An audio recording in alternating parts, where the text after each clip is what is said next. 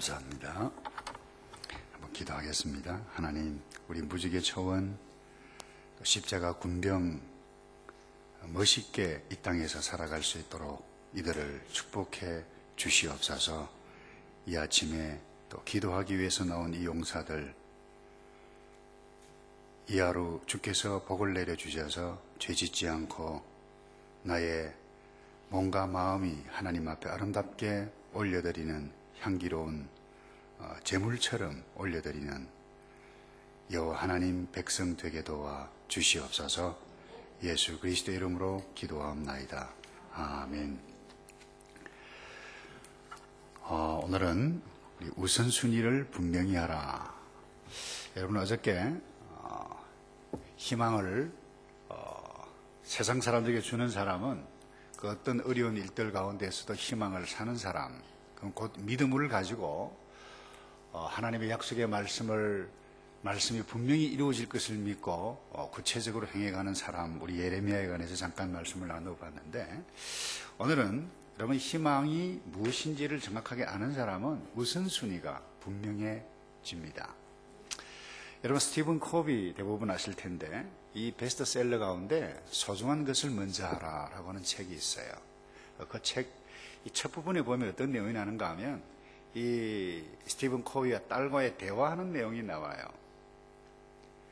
이 딸이 그런 이야기를 합니다. 아빠, 나 요즘 속이 너무 상해요. 내가 물론 이 아이 때문에 이 아이를 굉장히 많이 사랑하지만 근데 이 아이 때문에 나의 모든 시간이 다 빼앗기고 있어서 아무것도 할 수가 없어요. 이 이야기를 들었던 아빠가 기가 차요. 그래서 얘야, 그냥 편안한 마음으로 그 아이 그냥 잘 돌보면 어떻겠냐. 너만큼 이 아이를 사랑하고 너만큼 이 아이를 잘 아는 사람이 이 땅에는 없지 않니? 그렇다라고 하면 이 아이를 돌보는 게 세상에서 가장 중요한 일이야. 그러면서 이어서 하는 말이, 얘야, 시간 관리 같은 거 신경 쓰지 마라. 달력 잊어버려. 인생에서 가장 소중한 이 아이를 즐기도록 해라. 너 내면의 나침판을 따르고 벽에 걸린 이 시계는 신경 쓰지 말라. 여러분, 스티븐 코비는 경영 지도자, 경영에 관해서 책을 쓰는 사람이에요. 어떻게 보면 이 경영 지도자 전문가에 답지 않게 말하는 것 같지 않아요? 예. 그러면서 이 코비가 딸에게 마지막으로 이런 이야기를 합니다. 시간 관리보다 더 중요한 것은 인생의 방향이다 그랬어요. 그 방향을 바로잡고 나아가는 것이 가장 중요하다. 여러분, 오늘날 사람들이 굉장히 바쁘게 살죠. 저와 여러분도 마찬가지인데 여러분, 우리를 바쁘게 만드는 일이 반드시 중요한 일은 아닐 수 있다라고 하는 부분이죠. 단순히 바쁘게 움직여가는 삶이 아니라 인생에 내가 올바른 방향으로 나아가고 있느냐, 이게 굉장히 중요해요. 그래서 인생의 올바른 방향이 뭐냐, 그게 희망을 보여주는 삶이라고 저는 보는데요. 그 인생의 올바른 방향이 뭐냐, 오늘 말씀 이거예요. 다 읽어볼까요? 시작. 너희는 먼저 그의 나라와 그의 의를 구하라. 그리하면, 이것은 어떻게 보면 하나님의 나라에 대해서 말씀을 하지만 구체적으로 살펴보면 우선순위에 관한 문제를 다루고 있는 말씀이에요. 쉽게 얘기하면 그 사람이 어디에 시간을 많이 투자하고 무엇을 말하고 무엇에 대해서 달려가고 있는가, 이것 보면 그 사람의 우선순위가 보일 뿐만 아니라 그 사람이 무엇을 향해서 달려가고 있는지를 알 수 있다는 것이죠. 그의 희망, 먼저 그의 나라, 그의 의, 이것은 하나님의 나라 통치, 하나님께서 기뻐하시는 일, 쉽게 얘기하면 그렇게 설명을 할 수가 있어요.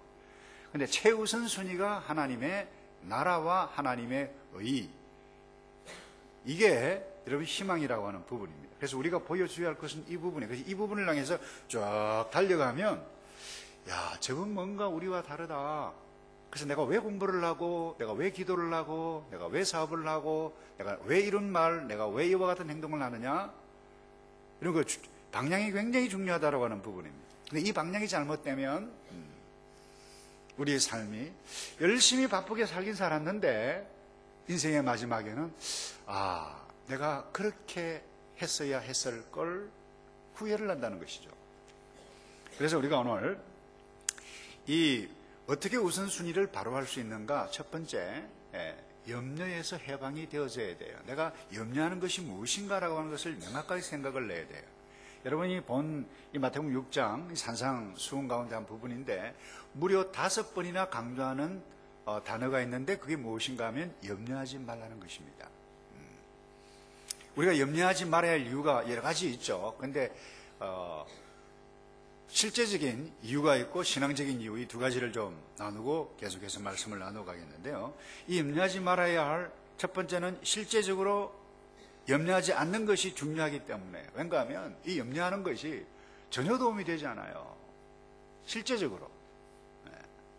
이 염려는 비생산적이에요. 그리고 파괴적이에요. 그래서 27절에 보면 이런 말씀이 있죠. 너희 중에 누가 염려함으로 그 키를 한 자나 더할 수 있느냐. 여러분, 키라고 하는 것은 어느 정도 딱 되면 더 이상 자라지가 않죠. 성인이 되었는데도 나는 키가 왜 이렇게 작아? 장가도 못 가겠어? 결혼도 못 하겠어? 여러분, 키 작고 키 작은 남자, 여자 시집 장가 잘하고 위대한 일들 엄청나게 많이 하는 사람들 너무 많아요. 그건 내가 어떻게 할 수 없어요. 왜 우리 엄마는 나를 이렇게 키 작게 만들어놨어? 전혀 도움이 되지 않는다라고 하는 부분이죠. 그래서 그것은 어떻게 보면 인생 에너지를 낭비하는 것이죠. 여러분, 이 염려라고 하는 이 헬라어 원어는 이 메림 나오라고 하는 이 두 단어의 합성인데, 이 메리저라고 하는 단어는 나눈다라고 하는 말이고, 이 누스라고 하는 마음인데, 여기 두 개 합쳐서 메림 나오가 되어졌는데 무슨 의미인가 하면 마음이 막 나눠지는 것을 염려라고 그래요. 예를 들어서 제가 지금 설교를 하고 있는데 이 마음이 나눠져요. 집중할 수 없습니다. 불안해요. 여러분, 마음이 나눠지면 심각한 일이 일어납니다. 정신분열증 초기 현상도 나타날 수 있습니다. 여러분, 정신분열증이 뭐예요? 마음이 나눠지는 거예요. 그러니까 어떤 일에 집중할 수 없는 것입니다. 이 생각하다가 저 생각 하다가 잠을 못 이뤄요. 그게 염려입니다. 이게 이 염려한 결과 부작용이 뭡니까? 머리가 막 복잡해지죠. 이 안 아픈 머리가 갑자기 아픈 것입니다. 그러니까 집중하기 어려우니까 실수를 하는 것이죠. 그건 나중에 허겁지겁하는 것이죠. 인생이 이렇게 되어진다는 것입니다. 염려를 하면. 그건 전혀 실제적으로 도움이 되지 않는다는 것이죠. 다시 말해서 인생의 방향이 마음이 나눠져서 어디를 갈까? 이것이 맞을까? 저것이 맞을까? 저 사람 말을 들을까? 저 사람 말을 듣자니까 이 사람이 충족을 시켜줄 수 없고, 이 사람 말 들으면 저 사람 왔다 갔다 하는 거예요. 그래서 우선순위를 분명하기 위해서 염려하지 말아야 되는데 우선순위가 먼저. 그럼 뭐라고 그랬나요? 이 세상 모든 사람들을 다 맞추고 간다. 그건 불가능한 거죠. 엄마, 아빠, 또 오빠, 불가능한 거죠. 여러분, 그 마르다와 마리아의 그 스토리를 여러분들이 잘 아실 텐데, 예수님께서 오셨어요. 근데 마리아는 주님이 오시니까 너무 좋아가지고 예수님 앞에 딱 앉아가지고 말씀을 듣고 교제를 나누었어요. 너무 감사해서. 근데 이 마르다는 너무 감사해서 음식을 준비를 합니다. 꼭 필요한 일이에요, 둘 다. 누군가는 해야 돼요. 손님이 오셨는데. 근데 문제는 이 마르다가 한참 일을 하는데 한순간 마음이 딱 나누어져요. 시험에 들어버려요. 아니, 난 지금 좀 심한 말로 난 죽으라고 일을 하고 있는데 마리아, 저 아이는 지금 뭐 하고 있는 거지? 그러니까 이 음식도 해야 되겠고 마리아도 예수님도 막 이렇게 하니까 허겁지겁. 급기야 예수님이 와서 한마디 하는데 예수님께서 하신 대답이 뭐예요? 이 누가복음 10장 4절에 이래. 다 같이 한번 읽어볼까요? 시작. 주께서 대답하여 가라사대 마르다야 마르다야, 네가 많은 일로 염려하고 근심하나. 그랬죠? 근심이 하구나. 그래서 뭐예요? 한 가지만, 한 가지 일에 족하다고 예수님께서 말씀을 하셨죠. 그런데 중요한 것은 여기 많은 일로 염려하나라고 할 때 이 염려가요, 오늘 이 마태복음에 나타난 이 염려와 단어가 똑같은 단어입니다. 무슨 말입니까? 마음이 막 나누어진다는 것이죠. 그럼 두 번째 신앙적인 이유가 있습니다. 그것은 우리가 예수 믿는 사람이라고 하면 이 염려 극복할 수 있는 사람이다라고 하는 부분이죠. 예수 믿는다라, 아니 하나님을 믿는다라고 하면, 그래서 여러분이 6장 31절에 이런 말씀이 있죠. 그러므로 염려하여 이르기를 무엇을 먹을까, 무엇을 마실까, 무엇을 입을까. 이 말은 뭡니까? 무엇을, 어떤 옷을 입지, 무엇을 마시지, 무엇을 먹지. 이와 같은 부분들은 다 이방인들이 하는 것인데, 예수 믿지 않는 사람 하는 것인데, 예수 믿는다라고 하면 이것, 이 땅에 태어났다라고 하면 생명이 있고 시간 주셨고 물질과 모든 것, 하나님께서 책임져 주실 것이라고 믿는 믿음이 있어야 되지 않느냐. 그런데 이방 사람, 예수 믿지 않는 사람은 그것 가지고 염려를 하고 여기에 집중해서 이것 때문에 싸움을 나는데, 이 차원과는 달라야 되지 않겠느냐라고 예수님께서 말씀하고 있는 거죠. 그래서 중요한 것은 32절에 이렇게 말씀하고 있죠. 이는 다 이방인들이 구하는 것이라. 여기 우리가 좀 집중해야 됩니다. 이는 다 이방인들이 구하는 것이라. 그 다음에 너희 천부께서 이 모든 것이 너희에게, 나에게, 여러분에게, 저와 여러분에게 있어야 할 줄을 하나님께서 아신다는 것입니다.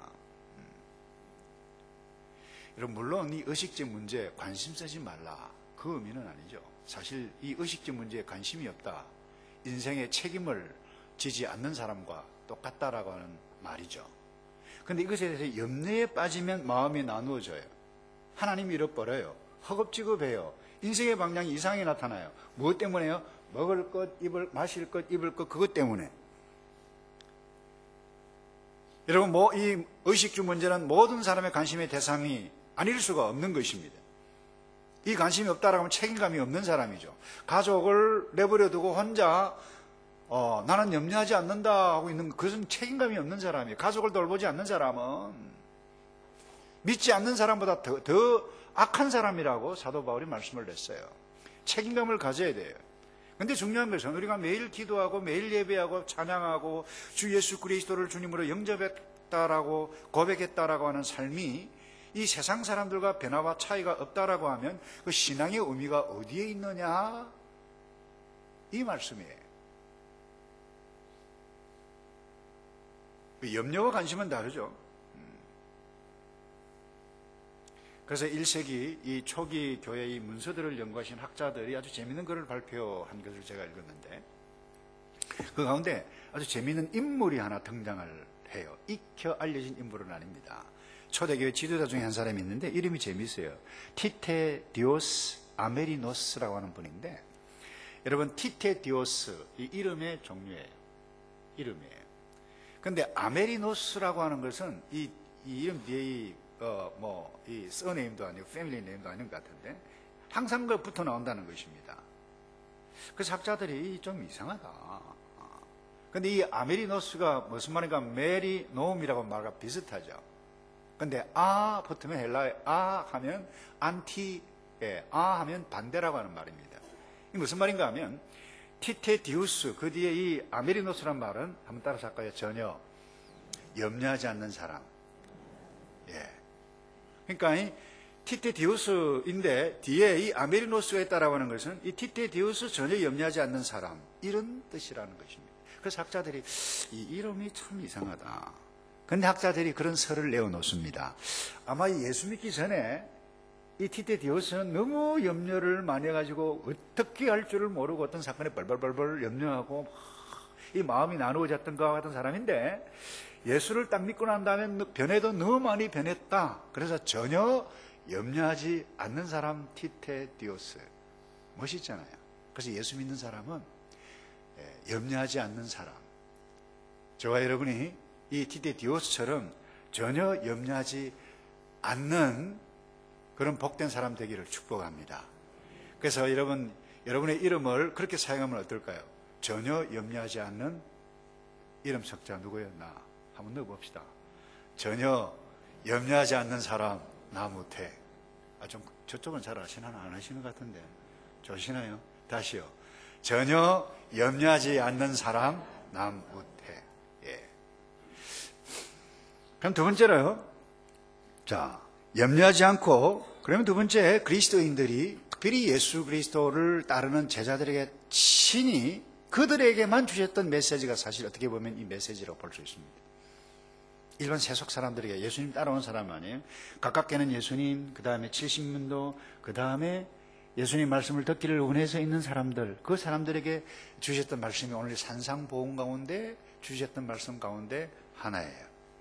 그 다음에 하나님을 신뢰, 염려하지 않는다라고 하는, 거기에 끝이는 것이 아니라 염려하지 않는 사람은 이유가 있는데 하나님을 신뢰하지 않기 때문에, 하나님을 신뢰하기 때문에요.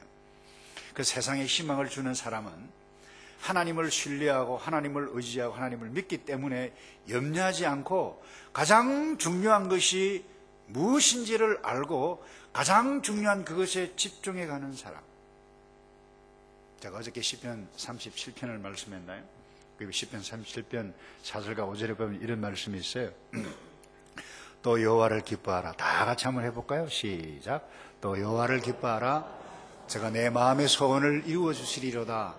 너의 길을 여호와께 맡기라. 저를 의지하면 제가, 다시요. 여러분 이 말씀을 꼭 어려운 일들을 만날 때마다, 여러분이 어떤 염려가 있는지 모르겠어요. 예수 믿는 사람도 염려할 수 있어요. 하나님을 의지하지 아니하면, 이 말씀을 의지하지 아니하면. 그 순간에 이 말씀을 마태복음 6장 33절과 오늘 이 본문 말씀 다 같이 다시요. 또 여호와를, 시작. 또 여호와를 기뻐하라. 제가 내 마음의 소원을 이루어 주시리로다.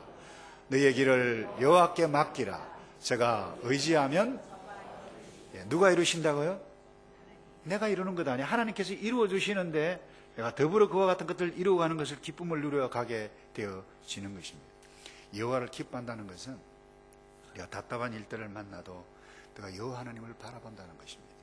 너의 도움이 어디서 올고 천지를 지으신 여호와에게서로다. 여호와 하나님을 바라고 여호와 하나님을 믿을 때, 어제 예레미야가, 여러분 지금 부동산 투자할 때가 아니에요. 근데 와서 사라고 한 것은 뭡니까? 하나님께서 말씀하셨기 때문에 여호와 하나님을 바라봄으로 그와 같은 일들을 냈어요. 여러분 적용을 오해하시면, 부동산 어려울 때 부동산 투자해야 되겠다, 그렇게 말씀을 적용하시면 곤란합니다. 신앙의 문제입니다, 여러분.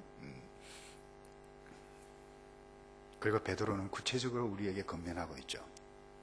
베드로 전서 5장 7절 다 같이 한번 다시 읽을까요? 시작. 너희 염려를 다 주께 맡겨버리라.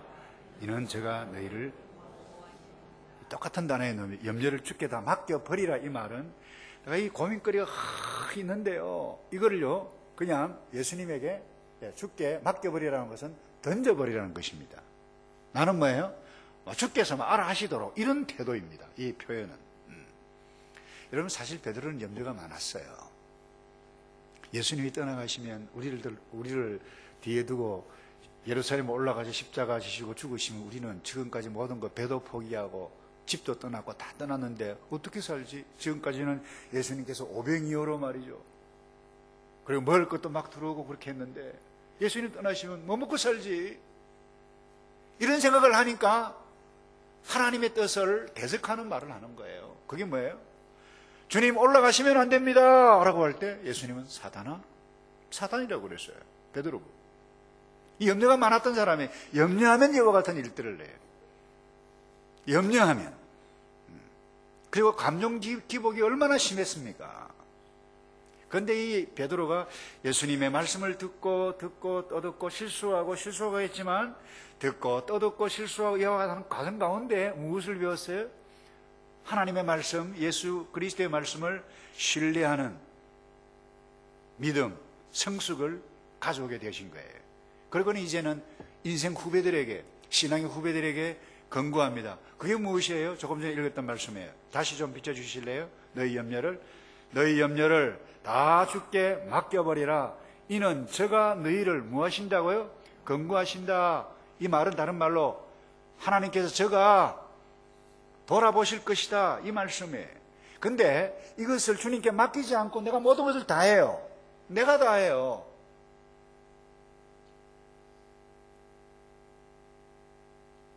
그러니 이상한 일들이 일어나는 것입니다. 그래서 우리가 오늘 삶의 실제에 구체적으로 하나님, 내가 이제 염려가 나타나면 여러분 그렇게 트라이를 한번 해보세요. 여러분, 내가 지금 현재 염려하고 있는 것이 무엇이냐? 이 리스트업을 해요. 보시고, 이건 내가 할 수 있을 것 같다라고 하면 왼쪽으로 적으세요. 왼쪽으로. 이것도 물론 기도해야 돼요. 근데 내가 할 수 없는 걸 오른쪽 대면 내가 할 수 없는 거예요. 내가 할 수 없는데 염려하는 것은 그건 내 문제가 아닙니다. 내가 할 수 없는 거예요. 그래서 내가 할 수 없는 이 부분을 여러분 시편 37편 말씀과 오늘 말씀 붙잡고 여호와 하나님을 기뻐하고 하나님 의지하고 하나님이 아니시면 내가 할 수 없습니다. 이 나의 일이 아니지 않습니까? 내가 도무지 할 수 없습니다. 그리고 우리가 할 수 있는 일보다 할 수 없는 일이 더 많죠. 자녀 문제, 미래 문제, 모든 건 내가 할 수 없어요. 건강 문제까지도 마찬가지잖아요. 물론 평소에 건강 관리는 내가 할 수 있어요. 근데 갑자기 몹쓸 어떤 질병이 여사로부터 받았다. 내가 어떻게 할 수 있어요? 내 스스로 할 수 없는 것입니다. 그것을 주님께 던지는 것입니다. 그리고 주님께 기도하는 것입니다. 여호와 하나님을 신뢰하고 의지하는 것입니다. 그럴 때 이 말은 주권을 주님께 맡긴다는 것입니다. 이게 믿음, 이것은 이방인들은 할 수 없어요.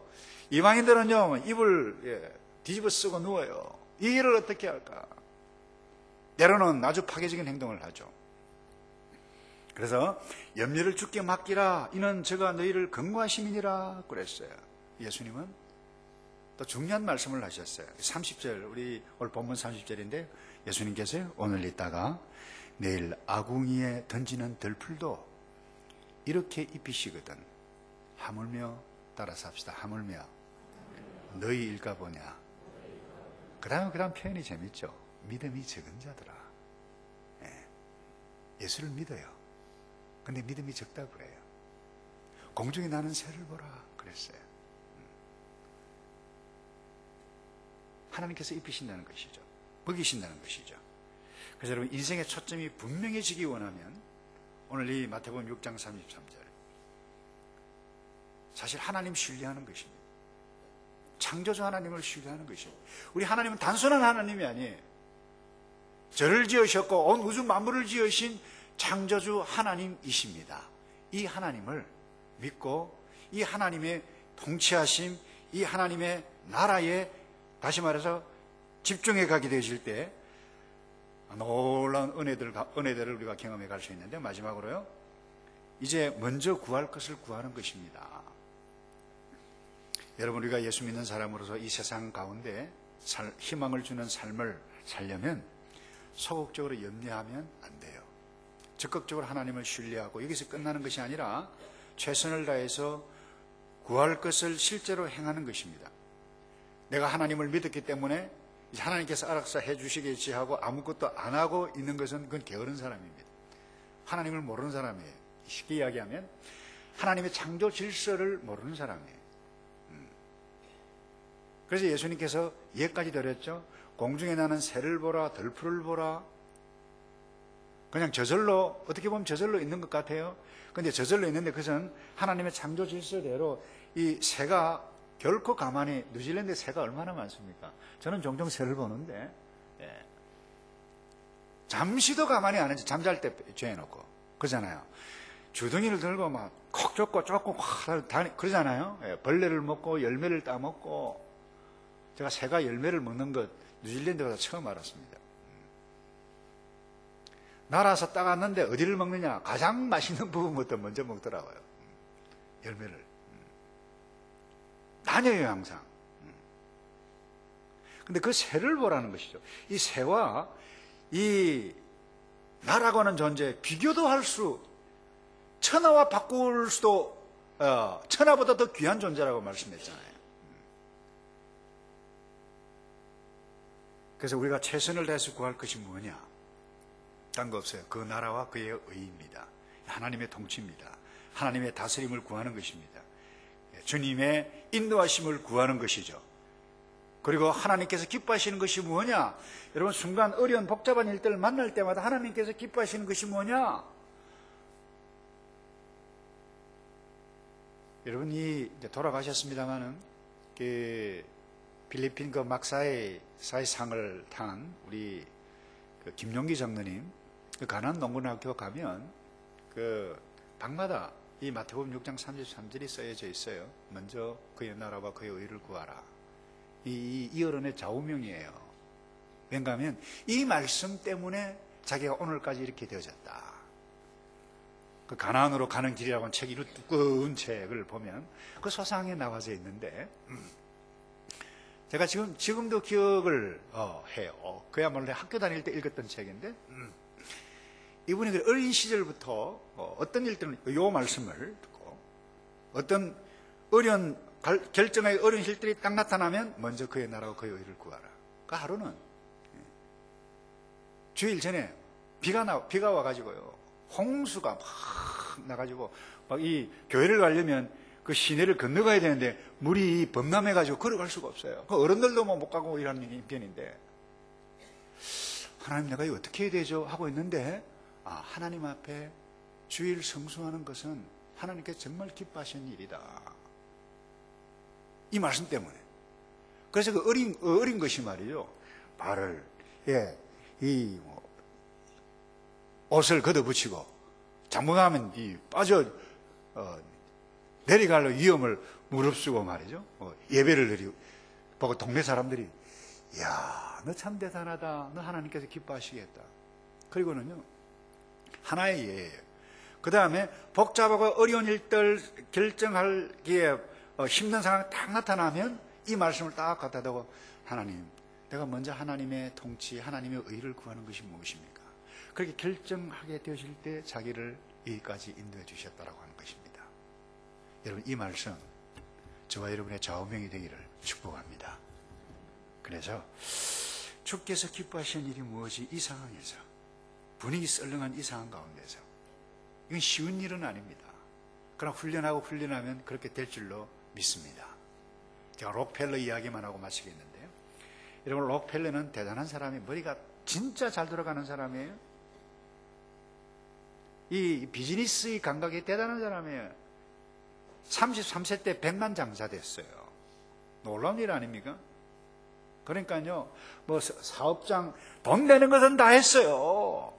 독점하고 말이죠. 그러니까 미움을 얼마나 많이 샀겠어요, 다른 사람들에게? 오죽하면 대통령에게까지 미움을 샀다라고 할 정도까지였어요. 결국 그러다가 병까지 얻었어요. 53세 때 세계에서 최고 부자가 됐습니다. 이 존 디어 락펠러 이야기입니다. 근데 53세 세계 최고의 부자가 됩니다만은 알로피시라고 하는 병을 얻습니다. 이 희귀병입니다. 어떤 병이냐? 이 탈모증 아닌데 탈모증 비슷하게 이 머리가 빠져요. 그리고 눈썹도 빠져요. 요것만 빠지면 좋겠는데 몸도 빠지는 증세가 이렇게 점점점 초췌해져 가요. 그래서 의사가 선고를 합니다. 당신은 아마 1년 이상 넘기기 어렵겠다. 그러니 53세 되기까지 어떻게 했는가 하면요, 잠을, 사업, 뭘 정우하는, 자기를 경쟁하는 스파이들을 보내고 뭐 이렇게 살인을 할까 싶어서 장총을 말이죠, 침대 밑에 놓고 그렇게 불안에 떨면서 세계 최고 부자가. 근데 식사는 뭐냐? 한 끼마다 우유 한 컵하고 크래커 2조각. 얼마나 비참합니까? 세계 최고 부자였습니다. 근데 하루는 비서와 함께 병원을 갑니다. 근데 입원비가 없어가지고 막 실랑이를 벌리는 한 아주머니를 봅니다. 우리 딸 입원시켜서 이거 하지 아니하면 안 된다. 그 귀에 들렸어요. 그 비서관을 시켰어요. 몰래 좀 해결을 해줘라. 그리고 나서 기뻐하고 좋아하는 그 모습을 보고 난 다음에 충격을 받습니다. 야, 돈보다 더 위대한 것이 있네. 그러면서 이분이 깨닫습니다. 침대에서 벌떡 일어나 자기 아내에게, 야, 돈보다 더 위대한 것이 있다. 저렇게 좋아하는 것. 그래서 내가 자선 사업을 하겠다. 사업이 아니라 자선을 다른 사람을 돕겠다. 그리고는 그때부터, 이분이 신자였어요. 오래전에. 어머니 신앙이 굉장히 좋았던 사람이에요. 아마 그때까지 돈에 빠져서 제대로 신앙생활을 하지를 못했던 것 같아요. 그때부터 더욱더 신실하게 하나님 앞에 예배해 가고 잘 섬겨서 대학 도서관을 짓고 대학을 짓고 교회를 짓고 이분이요 엄청난 일들을 하지 않았어요. 그런데 55세 넘기기 어렵다고 어제 선거를 뛰어넘었어요. 이와 같은 한순간 있고 난 이후에. 그래서 98세까지 살았습니다. 한번 따라서 합시다. 내 시대가 주의 손에 있습니다. 여러분 믿습니까? 다시요. 내 인생이 주의 손에 있습니다. 여러분 이것을 믿으면 오늘 이 말씀, 하나님 내가 염려하지 않고 주를 신뢰하고 하나님의 통치, 하나님께서 기뻐하시는 그것 쭉 나아갈 때에 여러분 인생의 방향이 중요하다고 그랬어요. 우리는 어떻게 보면 다람쥐 쳇바퀴 돌듯이 가요. 그러나 이방 사람들이 좋아하는 돈, 먹고 하는 여기에만 의하다 가다 보면 나중에는 후회합니다. 여러분 돈 때문에 싸워요. 명예 때문에 싸워요. 내 자존심 때문에 싸움을 내요. 그러나 그의 나라와 그의 하나님의 통치, 하나님께 기뻐하시는 일들이 무엇인가, 이것이 나의 인생의 분명한 나침반을 목표가 딱 떼어지고 그 방향을 향해서 나가게 되어질 때 어느 순간에 때로는 여러분 실수하고 때로는 범죄를 할 수 있지만 하나님 잘못됐네요. 내가 방향을 잘못 선택했습니다. 나아가게 되어질 때 여러분은 위대한 이 세상의 희망을 반드시 주는 사람으로 일었을 줄로 믿습니다. 그런 사람 되기를 축복합니다. 아멘. 우리 말씀 생각하면서 찬양을 좀 할까요? 세상에서 가장 귀하신 나의 사랑, 나의 생명이신 우리